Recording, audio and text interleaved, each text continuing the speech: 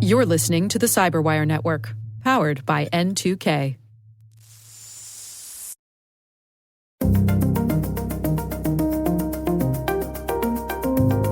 A lot of the interaction between businesses and consumers has shifted to either digital or virtual.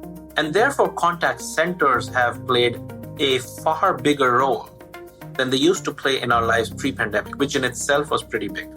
Hello, everyone, and welcome to the CyberWire's Hacking Humans podcast, where each week we look behind the social engineering scams, the phishing schemes, and the criminal exploits that are making headlines and taking a heavy toll on organizations around the world. I'm Dave Bittner from the CyberWire, and joining me is Joe Kerrigan from the Johns Hopkins University Information Security Institute. Hello, Joe. Hi, Dave. Got some good stories to share this week. And later in the show, my conversation with Umesh Sachdev of Unifor. We're going to be talking about how call centers have become a new fraud vector. All right, Joe, well, let's jump into some stories here this week. I think I'll kick things off for us. This comes from the Hacker News. This is a little odd one. It's the title is Hackers Using Fake Trump Scandal Video to Spread QNode Malware. Mm-hmm. Let me just say off the top of my initial reaction to this was I can think of very few things in this world that I would rather not see than some sort of Trump sex scandal video. But Right. but I can see how that, if nothing else, could grab someone's attention, whether they are a supporter or don't like our outgoing president. Don't like her. Don't like her, yeah. Words are hard, Joe. Words are hard. Some people have a way with words, and other people just not have ways, I guess. Not halfway, yeah. That's Steve Martin. So there is an email going around, and one of the odd things about this is it's just sort of a mixed up mess. The subject line of the email is "Good loan offer" with 2 exclamation points. Huh. But it comes attached with a Java archive, a jar file, Right. .jar file, which is labeled Trump sex scandal video. And But it's a Java archive, JAR file. Correct. All right. Correct. So the reason I laugh at that is because I've done Java development in the past. And I know what a jar file is. And when I hear jar file, I immediately think Java archive, not video. Yeah. But the vast majority of people aren't developers and have no experience with this. And they don't know that the jar file is actually executable code properly. Mm-hmm. Well, sure enough, if you download this jar file, it installs a RAT, a remote access Trojan, onto the system. Mm-hmm. Surprise, surprise. Yeah. The message in the email says, "Greeting. We are interested in partnering and investing in your dream project or business plan. Also, we can grant you a loan with a good return of investment." So it's a standard investment scam, but I don't know. It's kind of strange that it's almost like they got mixed up on a little from column A, a little from column B. The email is all about a loan, right? Some fake loan scam. But Right. attached to the email is this file called a video that's actually a Java archive that is executable that runs a RAT install. Yep. It's always hazardous to try to figure out what they were up to here, but maybe they thought, maybe if I get this email and I see it and I say, oh gosh, this person accidentally attached this sex scandal video. I better check that out. Oh, lucky me. Right.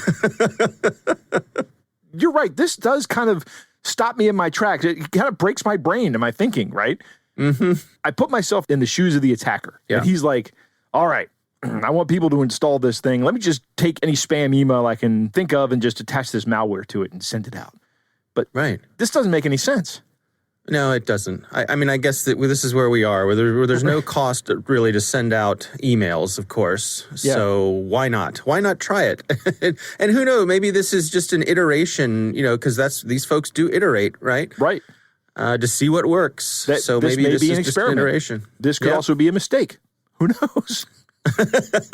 Right, exactly. Right. What do we say? Never assign malice to that which can be explained by incompetence. Right, exactly.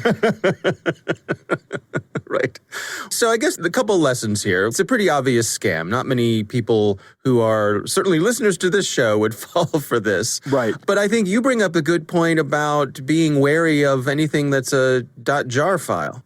You're exactly right, Dave. There are a bunch of different files that are executable on Windows. I'm not exactly sure how it works on Mac or Linux. I've never actually received files that are executable on either one of those platforms. I don't use Apple. I do use Linux, but I know that when I create a file in Linux that I want to be executable, I have to change it to be executable exclusively, or explicitly rather.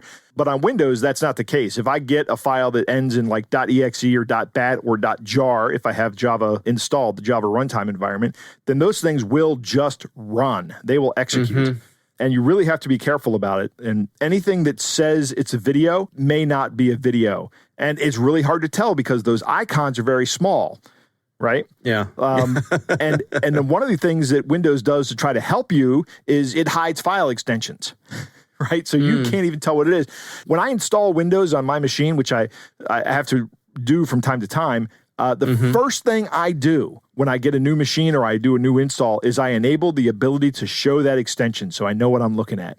Because another social engineering trick is to put another extension before that extension, right? So I could rename this file Trump scandal video .mp4.jar.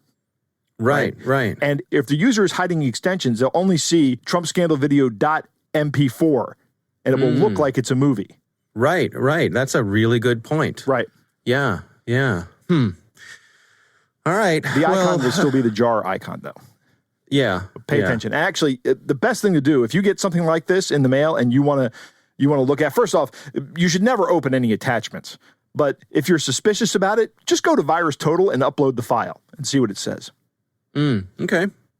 All right. Well, that's my story for this week. Joe, what do you have for us? Dave, I want to talk about a couple of terms that we may have talked about before, but I just want to clarify them first. Okay. You're familiar with swatting, right? I am. This is when someone places a call to an emergency services while spoofing the victim's phone number. And then they report some kind of terrible crime currently occurring at the victim's place, and the police show up in force to respond. Right. This is remarkably dangerous to do to people. One police officer was shot while going into the wrong house. Fortunately, he was wearing a bulletproof vest, so he only suffered minor injuries.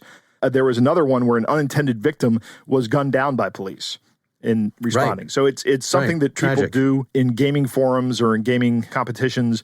It's ridiculous. It's stupid. And frankly, it's dangerous. Yeah. People shouldn't do this. The other term I want to talk about is credential stuffing. And we talk about this from time to time on the Cyberwire podcast. But because we have an audience that may be somewhat non-technical, I'll explain what this is. Credential stuffing is when an attacker takes a list of known good usernames and passwords, like maybe they've breached some email service or something. And then they try those usernames and passwords on other sites like Netflix or Disney Plus or another mail service or something. Because people tend to reuse passwords, this actually becomes a very effective way to break into other accounts. Right. But one of the advantages of credential stuffing is that it can be automated. And there are kits out there that let you do this for specific sites for like $6. If you're a good Python programmer, you can write your own in minutes. It's really not that hard. You just parse a file and then make a bunch of web requests and see if you get a login success or a login failure reply, and then log the successes to another file. And there you have all the credentials for getting into this new service. Really simple attack.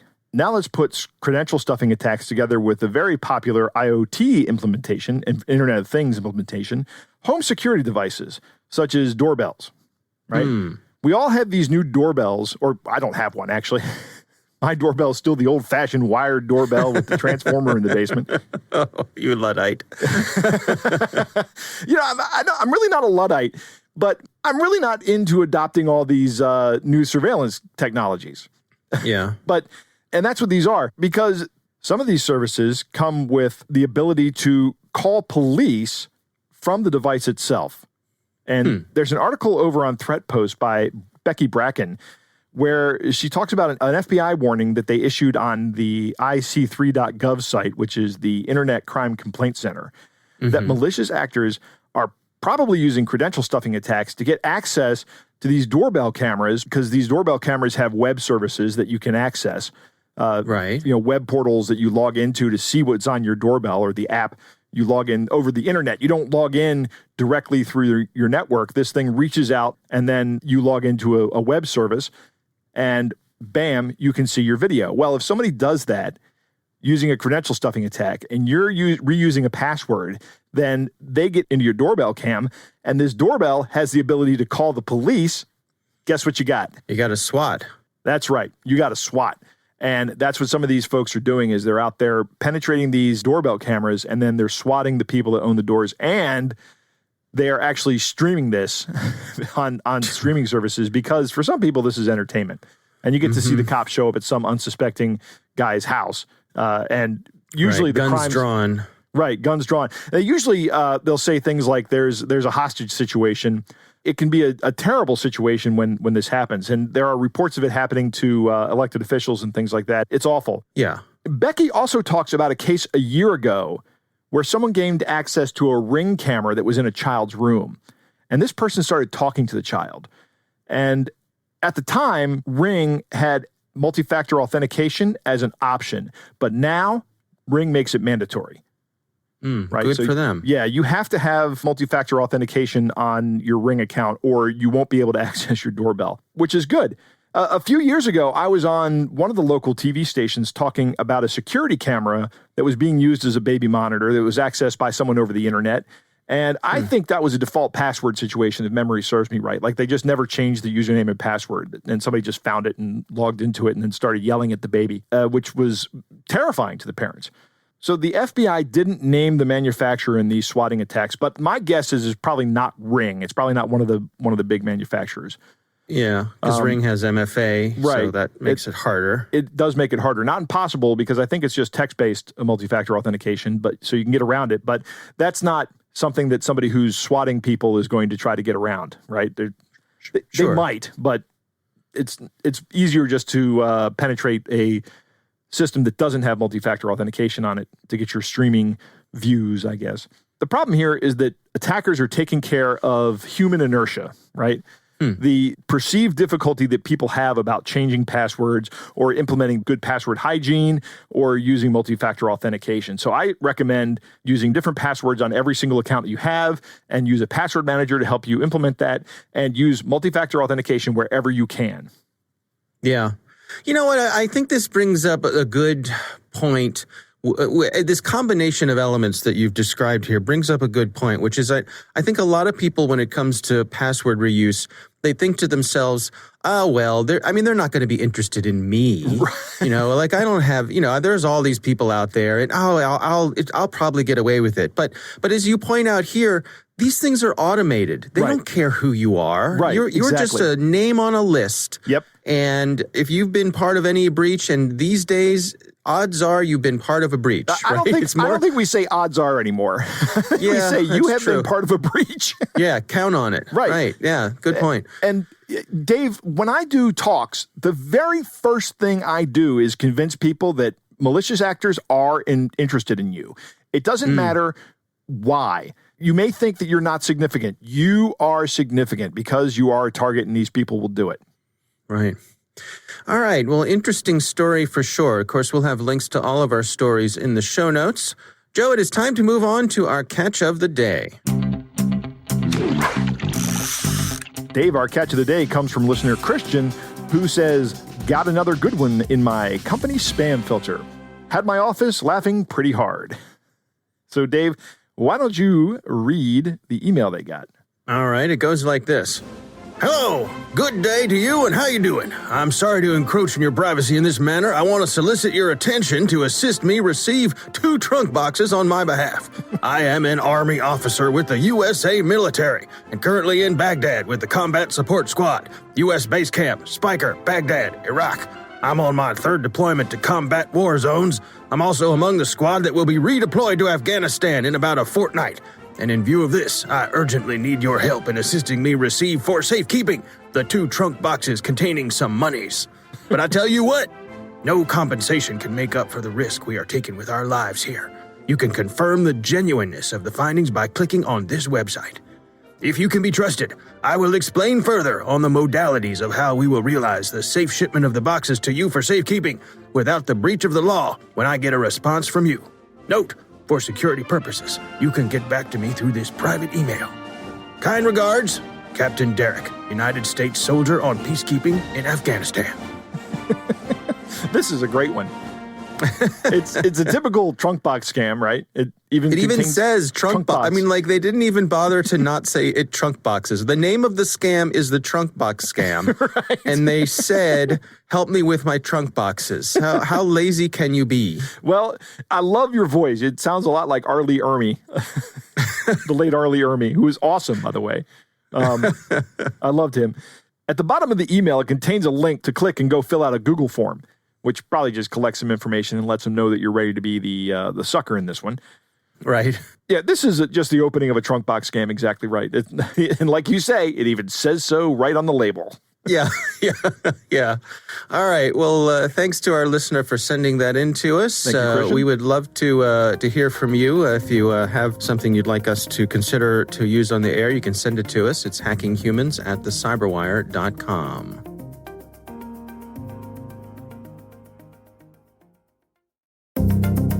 All right, Joe, I recently had the pleasure of speaking with Umesh Sachdev. He's from a company called Unifor, and we were talking about how call centers have become a real vector for fraud. Here's my conversation with Umesh Sachdev. It's a very interesting phenomenon that has happened in the world during the pandemic.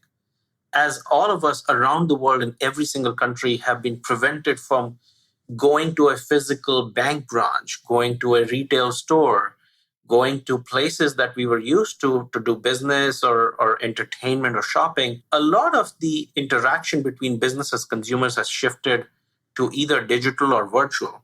And therefore, contact centers have played a far bigger role than they used to play in our lives pre-pandemic, which in itself was pretty big. Now, we know the statistics show that contact centers worldwide field more than 100 billion calls every month. Let that number sink in. That's 100 billion calls every month happen in call centers. This is an industry, Dave, that employs over 15 million call center workers. And for some of our customers, since the pandemic, the call volumes have been up 3 or 4 times what they used to be pre-pandemic. So this is one where, call centers have almost played an essential role in keeping businesses and consumers interacting with each other, solving issues, raising complaints, getting things done, serviced, etc. Now, we know that it's been hard on the contact center operator side, that, given the surge in demand, some contact centers have had the double whammy or the 1-2 punch of not being prepared with the elastic human capacity to increase 3 or 4 times because the traffic demanded it. But because of the pandemic, much like all of us, the call center workers themselves have been displaced out of their offices, and they're all taking calls from their homes. This is unprecedented because this is one industry where the word contact center, the second word center, represented a physical location. The profession itself assumed that people will always work together in a group, in a large setting. Well, they'll be given the equipment and the right software and hardware and security, and they'll be doing calls to, billions of people around the world. But all of them have been displaced and they're working from home as we speak.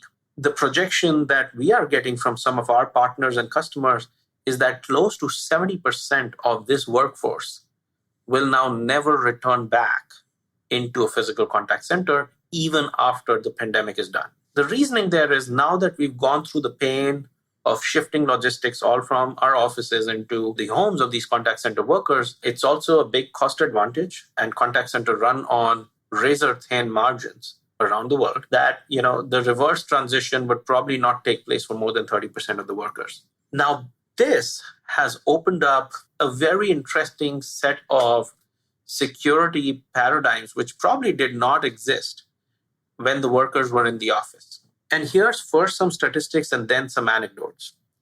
1 in every 1,700 calls is a fraud attempt. And this data is coming from a research done by the IT Group, and it says 61% of all fraud originates from the call center. And that's significant because earlier, when the call center worker was in the office, there were a few sets of regulations which were working. Remember, as soon as you call a bank or a telecom service provider, the entire PII, your entire information, what billing pack you're on, what credit card have you put on file, shows up on the screen of the call center worker.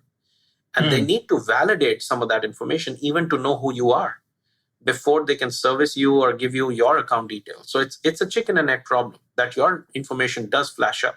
Now, what that means is how easy it is for the contact center worker to use their camera phone.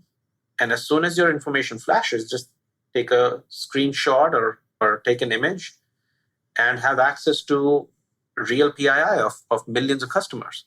Well, it turned out it wasn't that easy when they were in the office because, they were more often than not made to lock up their camera cell phones in a locker before they went to their call shifts.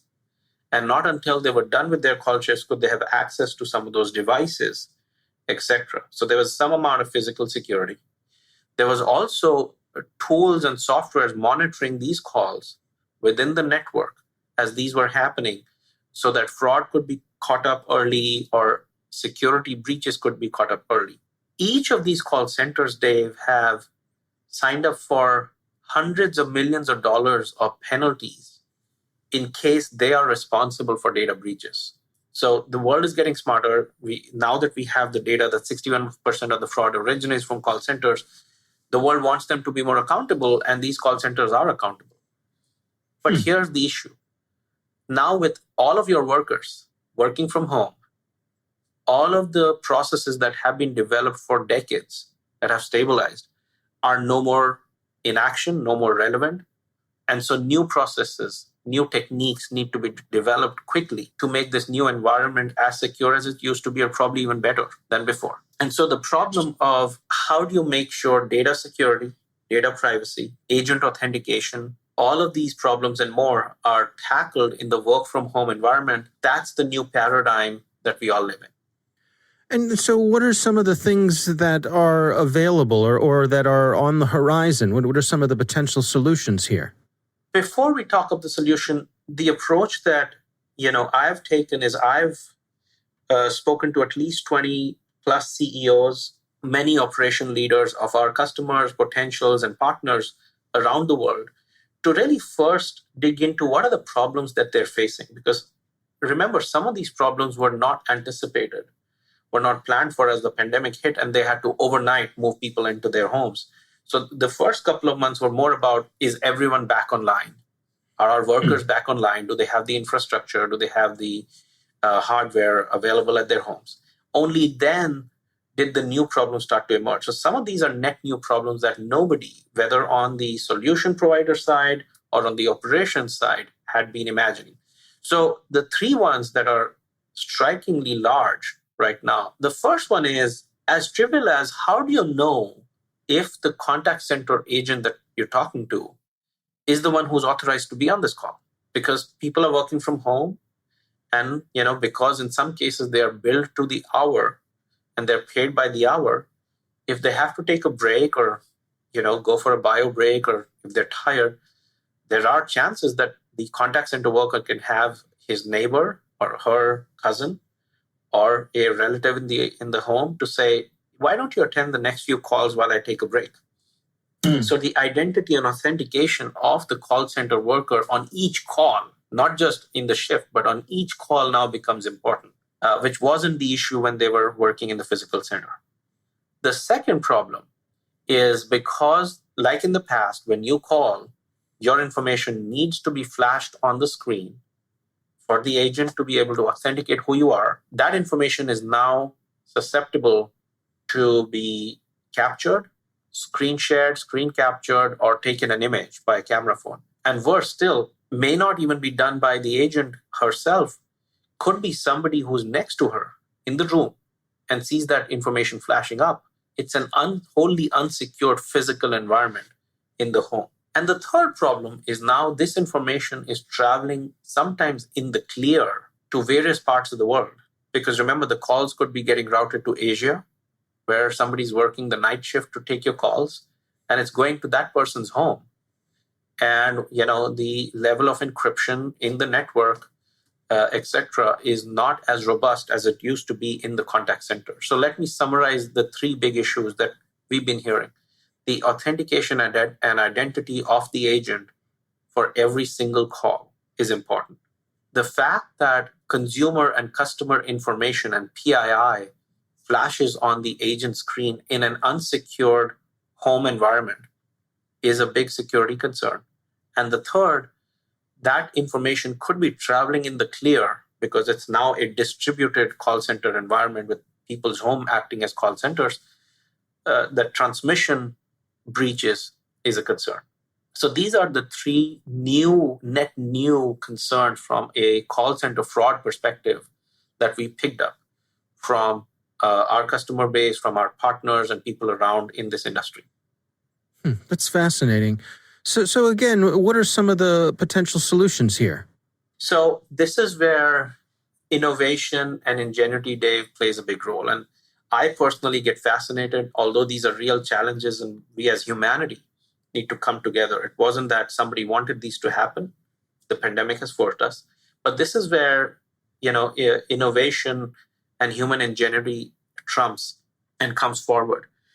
First, let's look at the issue of authenticating and ensuring identity of each agent on each call. We've had access to technologies such as Face ID and Voice ID, using voice as a biometric identifier and facial recognition as a biometric identifier. We've had access to these combined with artificial intelligence and figuring out at what points in the call is the right time to run these authentication checks. You are now able to, in a passive manner, use voice biometrics and Face ID to authenticate the right agent at various points in the call to address issue number one, which was, is the agent the right one who is supposed to be on this call? The second, which is the larger issue in my mind of, well, consumer data needs to be shown to the agent, otherwise how will the agent authenticate or validate the consumer? And this is where, again, we went back to the drawing board, spoke to some of our peers in the industry, and we said there's an opportunity to use a combination of AI again and combine it with RPA, robotic process automation. So now as a consumer is calling into a call center, and before the consumer could be serviced, their data needs to be validated. The agent now can say, I've just sent your text message with a link. If you click on the link, you will see your information on your phone. And if you're able to authenticate and validate that for me, I'll be able to service you faster. Now, what happens with this process shift is that the agent never gets to see the consumer's information. The consumer gets to see his or her own information. And there's a robotic process automation bot, which is AI powered, which matches that information with what's in the database. All the agent sees is a green checkbox to say, consumer has been validated, let's move on and service the consumer as they like.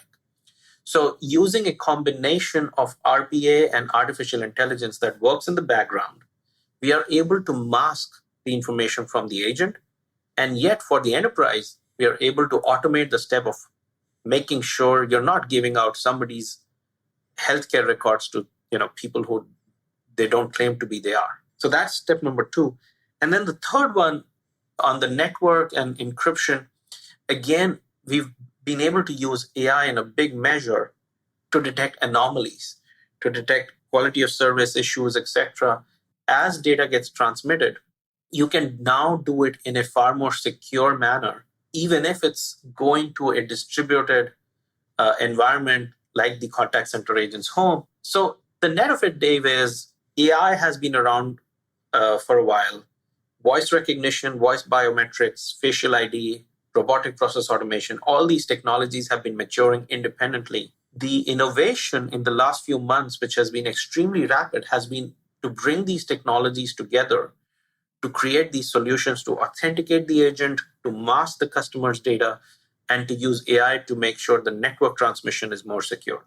Yeah, it's fascinating to me how, this pandemic, with all of the terrible things that it's brought to us globally, has really been a catalyst for folks to step up and innovate in many spaces like this one and provide, on the other side of this, we're going to come away with better security. Absolutely. And like I said, not only with better security, but, the world probably would be better. There are make no mistake, there are tremendous upsides on the human capital perspective of allowing agents to work from home. You can now allow a mother with a young kid to do a few hours of call center work from the comfort of her home, which wasn't possible without these security tools. And she would have had to go physically to a contact center and work longer hours. Now, the pandemic forced the change, but the innovation that has happened in the last few months in the area of security and otherwise has really made sure that this environment can be sustained for the future and is actually the right operating model that should have been in place all along. All right, Joe, what do you think? That was a good interview, Dave. Call centers are more important now than they ever have been in the past, right? Because we're doing a lot of things remotely. It's really hard. I can't go actually to one of my banks and walk inside right now. So I have to call the call center. I found these statistics fascinating. 100 billion calls a month. That's mind-boggling. Yeah. There are only 7.8 billion people on planet right now. I like saying on planet because there's 7 people not on planet, but hopefully in the future that number will increase. But I do like saying that. That's an average of 12 to 13 calls per person each month. And that number has now gone up 3 to 4 times. That is huge. I mean, just imagine the surface area that represents. If you think of attack surface as a part of your threat modeling. And that's what Umesh is talking about for the bulk of this interview. He's talking about threat modeling. Close to 70% of these workers will continue to work from home. This is not surprising to me. I think that's going to be not unique to call centers. I think that a lot of organizations are going to have people working from home. Yeah. And that's going to be a permanent fixture. I'm not sure how I feel about that. I know that a lot of people probably like it. I don't know. I think it offloads a lot of business costs onto the employee. And that's true. I don't think that's fair. But that's not what we're talking about here. We're talking about the call center. So 1 in 1,700 of the inbound calls is a fraud attempt. And that 61% of fraud begins this way with an inbound call into the call center. I think the threat modeling part that Umesh talks about is really interesting. Threat modeling is when you sit down and you think about how your data can be breached or what can happen to you or what are the bad things. This is what a lot of security practitioners have to do all the time. It's the thing that makes people look at me and go, why do you think like that? Right? Well, Joe, it's not the only reason people think that about you. Well, yes, that's true. But whenever you have a security professional who says something horrible, just understand they're doing threat modeling. That's threat modeling. That's what that is. It's their job to be in that dark place. Right, exactly. So the insider threat of taking a picture of someone's personal identifiable information while they're viewing it, that's a real threat. These environments used to be controlled environments where they'd lock up their phones. Now they don't have that anymore. Yeah. So I used to work in the video side of things, and quite often clients would say, businesses would say, how do we protect this file? How do we protect this video from people who we don't want to see it? Maybe something has trade secrets or something like that. And we would tell them, you can protect the file, you can protect access to viewing the file, but once you make something viewable, once someone can see it with their own eyes and hear it with their own ears, there's nothing to keep someone from pointing a camera at the screen and grabbing a picture of it. Yep. So, that's something you can't really protect against. And that's exactly what's going on here. If someone can be looking over your shoulder, taking pictures of the screen, there's not a whole lot you can do about that. Yeah, the remote location is a completely unsecured physical environment from the company's point of view, right? Right. Which is vastly different from the centralized call center that they used to have. And then from what Umesh is saying, they're not going to have anymore.